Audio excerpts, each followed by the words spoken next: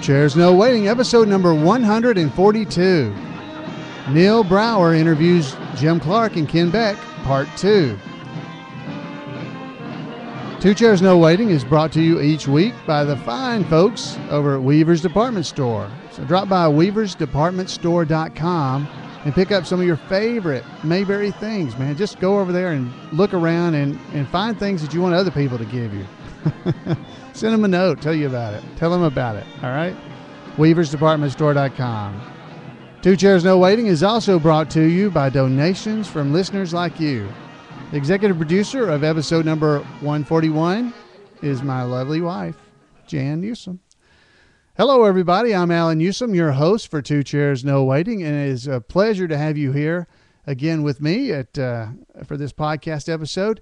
We're going to be hearing part 2 of Neal Brower interviews Jim Clark and Ken Beck. Now, if you didn't listen to last week's episode number 141, drop by over to twochairsnowaiting.com and pick it up and listen to it, because you'll want to hear it and then this one. Of course, you don't have to, but I think you would enjoy it. If you know, it was a lot of fun hearing from Jim and Ken. And Jim was talking about how the Andy Griffith Show Rerun Watchers Club came to be. And if you don't know what that is, wow, you're missing out, folks. If this is your first time ever running across twochairsnowaiting.com or imayberry.com, if it's your first time visiting us, go over and look around. imayberry.com has so much information that fans of the Andy Griffith Show would love. There's even a crossword puzzles on there. I ran across those the other day, and we'll put some of those as links in our show note. Let me write that down so I won't forget. Crosswords. So we'll put those in the show notes, and so you can play them, because it was hard to find. Somebody mentioned it on the Who's Been Messing Up the Bulletin Board Digest about crossword puzzles, and I remembered, hey, I made some crossword puzzles that are online flash podcast, or not podcast, crosswords that you can actually fill out and play online. So definitely drop by over there, and we'll keep you happy as a Mayberry fan. Now, and if you're a Mayberry fan, you should know Jim Clark. Jim Clark was one of the founding members of the Andy Griffith Show Rerun Watchers Club. Last week, he told us why they made the name so hard. Andy Griffith Show Rerun Watchers Club. The Rerun. I start getting a little bit we won sounding when I say that. But you definitely want to hear that. Jim's just a pleasure to be around. Funny guy. Ken Beck, great, kind-hearted fella. Man, he's a pleasure as well. So I hope you're going to enjoy this interview. Now, this is, again, it's Neal Brower. Neal Brower is Professor Brower. He used to do a article monthly, well, not monthly, every time the Bullet, the official newsletter of the Andy Griffith Show Rerun Watchers Club, came out. There used to be a Professor Brower's class section of the Bullet. So if you haven't ever seen those, you know, there are back articles that you can buy, back issues of the Bullet from weaversdepartmentstore.com. You can head over there, and those are great to have too. I have them all over here. I got them all right here in my stack of stuff. So I definitely think that'd be something you would enjoy just being a part of as well. So without any further delay, let's get in here and let's hear what Neal Brower has to draw out from Jim Clark and Ken Beck. All right, from your involvement together writing the newspaper article, tell us how the two of you became collaborators on, first of all, what's the name of your first book? It's got a long title. That's just the Andy Griffith Show book. But that's about kerosene and all. About? Two? Miracle Salve and Kerosene Cucumbers. All right, from Miracle Salve to Kerosene Cucumbers. All right, that's more of a trivia book. Then you came out with the Aunt Bee cookbook, and then a dessert cookbook, and then a wonderful book called Mayberry Memories, which is a coffee table book with some wonderful comments and pictures. Why did the two of you decide to write together to do these books, and how did you go from one? I'm really interested. How did you get into the cookbooks? And then anything you want to share about the 3 books? Well, after I met Jim, and of course we love the show because of the heart. That's why we love it. But the other part of that is just the wonderful trivia. The show is just loaded with great trivia, which we all love. And so when I met Jim, I had to test him on some of the trivia, and I thought, man, this guy knows the show. I met a kindred spirit. And so after that, after we got to know each other a little bit, I said, you know, we ought to try to do a book on this. Now, Dr. Richard Kelly at the University of Tennessee had already written a book, which was interviews with a lot of the creators and writers, and it was a really good book, but it was more looking at the production and not the Mayberry we knew from watching television. And that's what I wanted to do. And so I said, Jim, we ought to try to do a book like this. Do you want to do it? And Jim said, yeah, let's do it. So this was about '82, and it probably took us over a year and a half just to collect all the episodes, taping them off of television. So we taped all 249 episodes, watched them dozens of times each, and did that book in 1985. We weren't taping episodes because it was before there was tape, for the most part. We were watching those episodes live. And if we missed the trivia, we had to wait till it came around again to watch that same piece of trivia to get the name again. Eventually, we got access to, Vanderbilt had some early beta machines or whatever. We were able to start watching some tapes, but in the very early stages of writing, we were having to watch those episodes. If we missed it, you know, we had to wait for it to come back around on another station and get that trivia the next time. So. All right, tell us how you got into the cookbooks. I guess the publisher, Rutledge Hill Press out of Nashville, we'd done a calendar, a 1989 calendar for them, and that had done pretty well for them. So they were sitting around, and I think they had the idea, one of the people at the publisher said, you know, we ought to do a junior league cookbook for Mayberry, I think is what she said. It was her suggestion. Ken may remember it better. We did the first book in 1985, and I think we really thought that was probably it. We'd done the book we loved, and in 1989 or 90, Rutledge Hill Press in Nashville, the wife of one of the two publishers wanted to do a Mayberry Junior League cookbook, and I think they called me at the Tennessean, and I'm so smart that the first two times they called, I said, neither of us cook, we can't do this. And so I just told them no. And finally, a third time, they called back again, really insisting that we try it, and I said, well, if you'll give us a food editor to work with us, we'll do it. So again, that just shows you how things can happen accidentally. We really had no plan to do that, and again, I turned them down twice. But it was very, very successful. What about the last book, The Mayberry Memories? Anything you want to share about that book? That was a very fun book to work on. That was a true labor of love, because they approached us, they wrote sometime in early 2000, they started talking about maybe doing a 40th anniversary book. But they didn't actually really come to us and say, we've got a deal for you until, I think it was Tax Day, April 15th, 2000, when we started working on that book.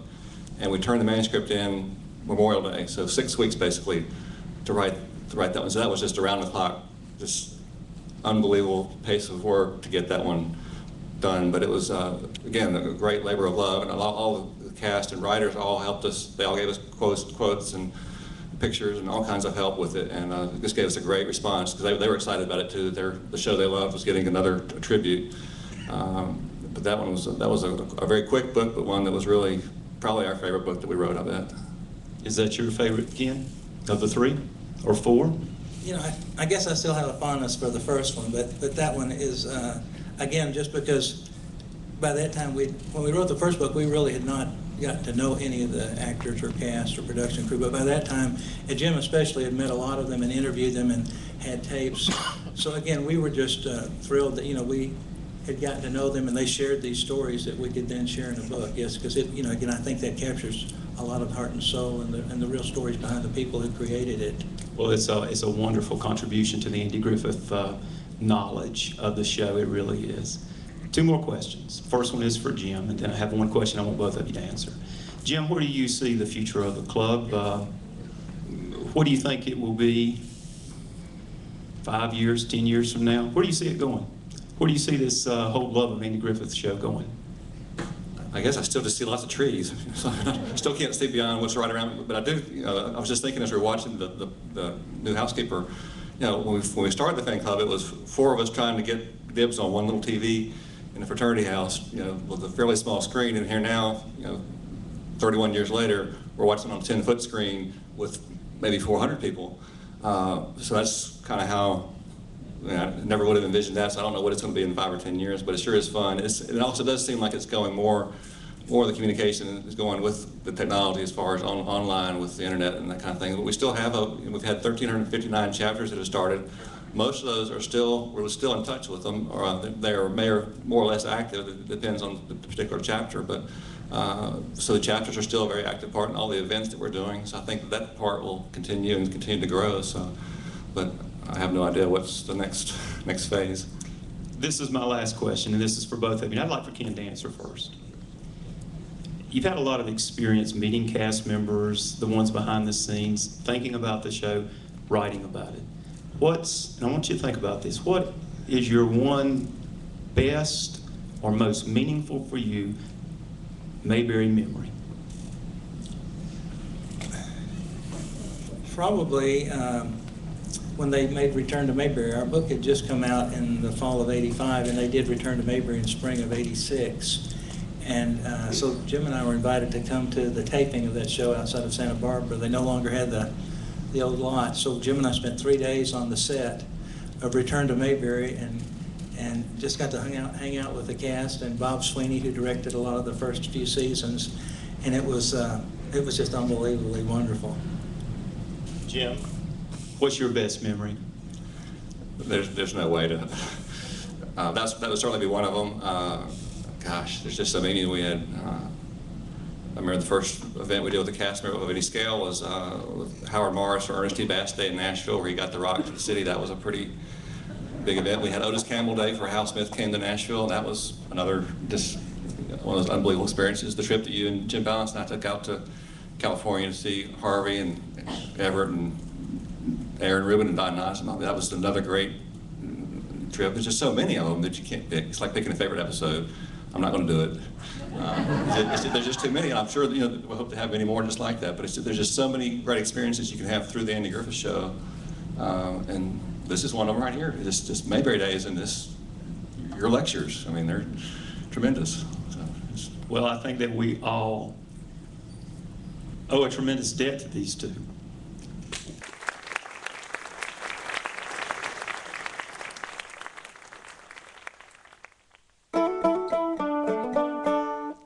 Wow, isn't that true? We owe a tremendous debt to Jim Clark and Ken Beck, because wow, where would we be without those guys? I mean, Jim starting the Andy Griffith Show Rerun Watchers Club, and Ken joining with Jim to publicize in the Tennessean the fact that the Andy Griffith Show Rerun Watchers Club existed.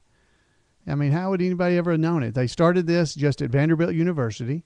Jim did with his fellow members of his fraternity to get the TV so they could watch the Andy Griffith Show rather than the MASH people being able to watch MASH. And if Ken Beck hadn't heard about it and written a story about it and gotten big attention, who knows if there would have ever been a national or somewhat international. There's people all over the world that are members of the Andy Griffith Show Rerun Watchers Club. So, wow, it's just fortuitous events that have happened that have blessed so many people and allowed us to have events like Mayberry Days. There was Mayberry events up in Newcastle, Indiana that were incredible. The Mayberry Squad Car Nationals is still going up actually in July. So if you don't know about that, drop by imayberry.com and look for event calendar. There's all kinds of Mayberry events that's still going on. And folks, you get to meet fans like you and like me.